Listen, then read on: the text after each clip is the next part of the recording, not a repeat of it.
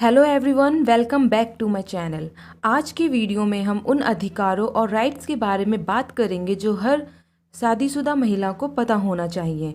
India में married women के अधिकारों के लिए बहुत से कानून बनाए गए हैं क्योंकि महिलाओं के उत्पीड़न की घटनाएं भारत में बढ़ती ही जा रही हैं।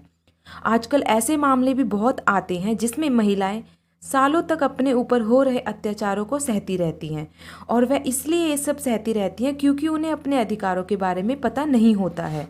तो आज के इस वीडियो के थ्रू मैं उन अधिकारों और लीगल राइट्स के बारे में बताने जा रही हूँ जो हर इंडियन मैरिड वुमन को पता होना चाहिए। तो चलिए आज की ये वीडियो स्टार्ट करते हैं। Now, the first is right to report against dowry and harassment under the Dowry Prohibition Act 1961. A woman has the right to complain if there is any dowry transactions between her paternal family or her in-laws. Section 304 of IPC and 498A, the exchange of dowry and harassment associated with it has been termed as illegal and criminal.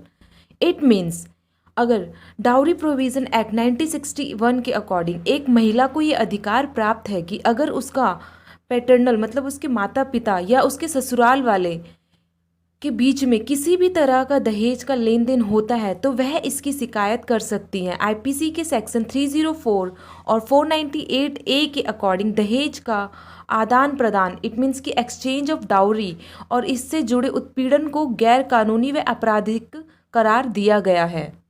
Now, the second is right to report against domestic violence. Under the Domestic Violence Act 2005, a woman has the right to file a complaint against her husband or her in-laws if she is physically, mentally, emotionally, sexually or financially abused. It means कि शादीशुदा महिलाओं को घरेलू हिंसा के खिलाफ report कराने का अधिकार है।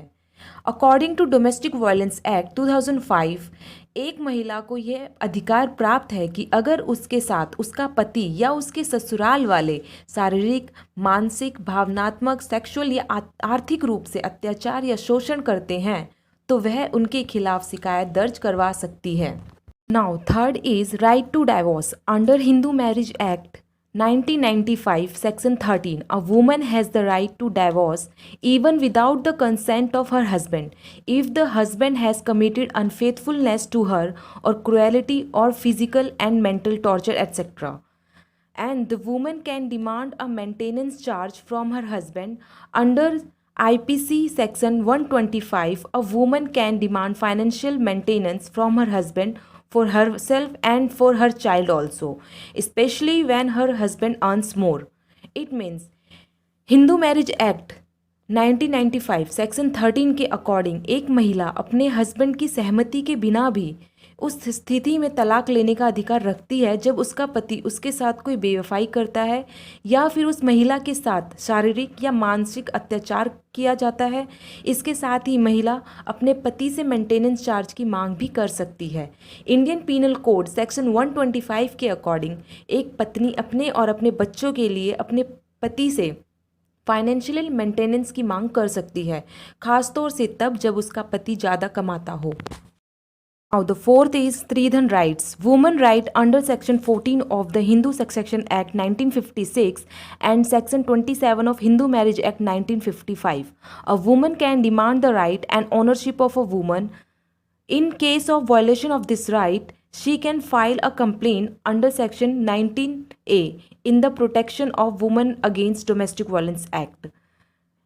It means Hindu Succession Act 1956 में सेक्शन 14 और हिंदू मैरिज एक्ट 1955 के सेक्शन 27 के अकॉर्डिंग एक महिला को यह अधिकार है कि वह अपने स्त्रीधन कौन से धन होते हैं, वह धन जो उस स्त्री को उसकी शादी के समय मिलता है, चाहे वो कोई सामान हो, पैसा हो या ज्वेलरी हो, उस पर सिर्फ उसी स्त्री का अधिकार होता है। और अगर इस अधिकार का कोई वॉयलेशन करता है तो वह under the protection of women against domestic violence act में सेक्शन 19A के अकॉर्डिंग शिकायत दर्ज करा सकती है।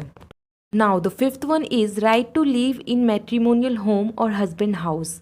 अ wife has full right to live in the matrimonial home और her in laws no matter what the situation may B.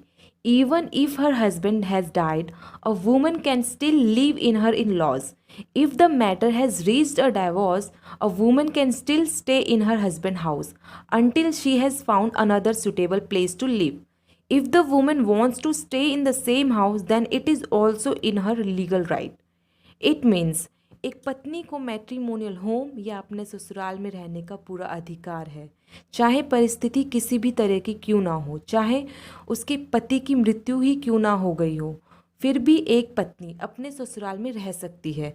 अगर बात तलाक तक पहुंच चुकी है तब भी वह एक पत्नी अपने पति के घर में तब तक रह सकती है जब तक कि उसे रहने के लिए दूसरी उचित जगह नहीं मिल जाती। अगर महिला उसी घर में रहना चाहे तो भी यह उसके लिए लीगल हक में है, मतलब ये भी उसका लीगल राइट है, वो तब भी उस घर में रह सकती है। Now the sixth is right of abortion. A woman has the right to abort a child in her womb. For this she does not need the consent of her in-laws or of her husband. Under the Medical Termination of Pregnancy Act 1971, a woman can terminate her pregnancy at any time, for which the pregnancy must be less than 24 weeks. In some special cases, a woman can get her pregnancy aborted even after 24 weeks, for which the Indian court has given her the right. इसका मतलब ये है कि एक महिला के पास अपने गर्भ में पल रहे बच्चे को गिराने का अधिकार होता है। इसके लिए उसे अपने ससुराल या अपने पति की सहमति की ज़रूरत नहीं है। The medical termination of pregnancy act 1971 के अंतर्गत एक महिला अपनी प्रेगनेंसी को किसी भी समय ख़त्म कर सकती है। इसके लिए प्रेगनेंसी का 24 सप्ताह से कम का होना ज़रूरी है।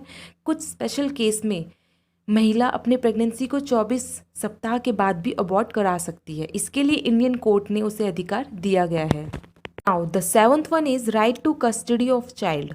अ woman has full right to demand custody of her child, especially if the child is younger than 5 years. Also, if she is leaving her mother-in-law, in such a situation, she can take her child with her without any legal order. With this, if a dispute arises in the house even after the right to a similar custody, the woman can keep the custody of her child with her. इसका मतलब ये है कि एक महिला के पास इस बात का पूर्ण रूप से अधिकार होता है कि वह अपने बच्चे की कस्टडी की मांग कर सकती है, खासतौर पर यदि बच्चा 5 साल से छोटा हो। इसके साथ ही अगर वह अपने ससुराल छोड़कर जा रही है, ऐसी परिस्थिति में भी वह बिना किसी कानूनी ऑर्डर के अपने बच्चे को अपने साथ ले जा सकती है। इसके साथ ही एक समान कस्टडी का अधिकार प्राप्त होने के बावजूद भी अगर घर में विवाद की स्थिति पैदा होती है तो वह महिला अपने बच्चे की कस्टडी अपने पास रख सकती है। The 8th is property right. The 2005 amendment of the Hindu Succession Act 1956, a daughter, whether married or not, has the right to equal her father's property. With this, the woman can assert her right over the property of her ex-husband. However, this is possible if her husband has not made a will to evict her from her property. Along with this, if the husband of a woman remarries without divorce, then in that case, the entire property of the husband is the right of his first wife. It means the Hindu Succession Act 1956 में 2005 में हुए संशोधन के बाद एक बेटी, चाहे वह शादीशुदा हो या ना हो, अपने पिता की संपत्ति को पाने का बराबरी का हक रखती है। इसके साथ ही महिला अपने पूर्व पति की संपत्ति पर भी अपना अधिकार जता सकती है। हालांकि ये उस स्थिति में संभव है जब उसके पति ने उसे अपनी संपत्ति से बेदखल करने संबंधित वसीयत ना बनाई हो। इसके साथ ही अगर किसी महिला का पति के बिना दूसरी शादी कर लेता है तो उस परिस्थिति में पति की पूरी संपत्ति पर उसकी पहली पत्नी का अधिकार होगा। आई होप कि आज की वीडियो आपके लिए हेल्पफुल होगी। अगर इस वीडियो के रिगार्डिंग कोई भी क्वेरी या कोई भी क्वेश्चन है तो कमेंट बॉक्स में कमेंट ज़रूर करें और मेरे इस वीडियो को लाइक एंड शेयर करें और मेरे इस चैनल को सब्सक्राइब करके सपोर्ट ज़रूर करें।